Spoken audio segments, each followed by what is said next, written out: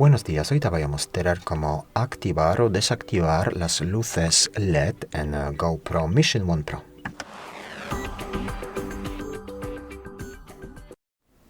Para eso hay que deslizar el dedo hacia abajo de esta manera y buscar aquí el icono de preferencias.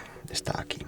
Luego en preferencias hay que pasar a general, a ajustes generales, y aquí se puede configurar las luces LED. Entonces pasamos a LED y aquí se puede activar todas las luces o solo parte trasera, como quieras. No se puede desactivar las luces completamente, ¿no? Y luego hay que simplemente salir de aquí con el gesto atrás y ya está, el cambio ya está introducido. Muchas gracias por ver el vídeo, te invito a comentar abajo, suscribirte al canal. Hasta luego.